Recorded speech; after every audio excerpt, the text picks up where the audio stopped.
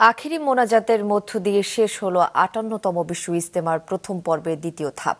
মোনাজাতে বিশ্বের শান্তি ও মুসলিম উম্মার কল্যাণ কামনা করেন দেশ বিদেশের লাখো মুসল্লি। ১৪ ফেব্রুয়ারি থেকে শুরু হচ্ছে বিশ্ব ইজতেমার দ্বিতীয় পর্ব। এতে অংশ নেবেন মাওলানা সাদপন্থীরা। গাজীপুর থেকে ফারদিন ফেরদৌসের পাঠানো তথ্য ছবিতে ডেস্ক রিপোর্ট। সূর্যের আলো ফোটার আগে থেকেই সড়ক মহাসড়কে হাজার হাজার মুসল্লি। সবার গন্তব্য তুরাগ নদের তীরে টঙ্গীর বিশ্ব ইজতেমা ময়দান।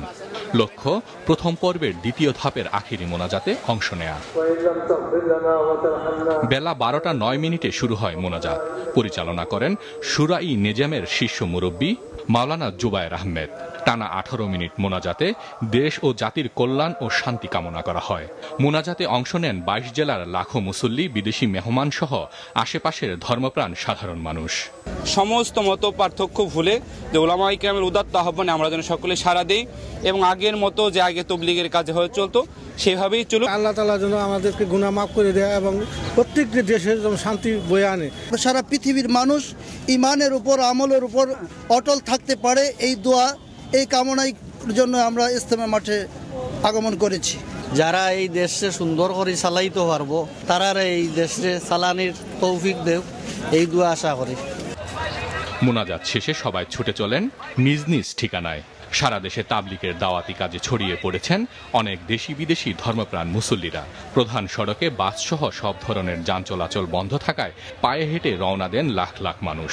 কিছু না পেয়ে খোলা ট্রাকে উঠে পড়েন অনেকে। আমরা ৪টি জায়গায় গাড়ি রেখেছি, গাড়ি পার্কিং করতে দিয়েছি। সেটি হলো ডেস্টিনি মাঠ, টিএনটি মাঠ, ভায়াল বদর আলম কলেজ এবং পোবাইল হাই স্কুল। গাড়ি চলাচল নির্বিঘ্নে চলছে, বিআরটি লাইনে দূরপাল্লার গাড়িগুলো চলছে। আমার মনে হয় কোনো অসুবিধা হচ্ছে না। দূর দূরান্তের যাত্রীরা ছোটেন ট্রেনের উদ্দেশ্যে। তাদের সুবিধার জন্য ছিল ১১টি ট্রেন। ভেতরে জায়গা না পেয়ে ছাদে ওঠেন অনেকে।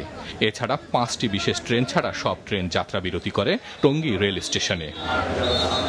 মাওলানা সাদপন্থীদের ৩ দিন ব্যাপী ইজতেমা অনুষ্ঠিত হবে ১৪ থেকে ১৬ ফেব্রুয়ারি। আগামী বছর থেকে টঙ্গীতে ইজতেমা করতে পারবেন না, এই শর্তে এবছর সেখানে ইজতেমার আয়োজন করবেন সাদপন্থীরা।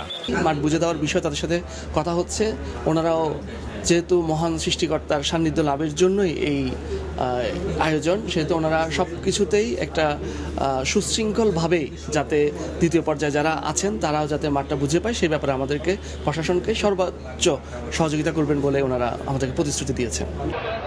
মাছরাঙা নিউজ ডেস্ক।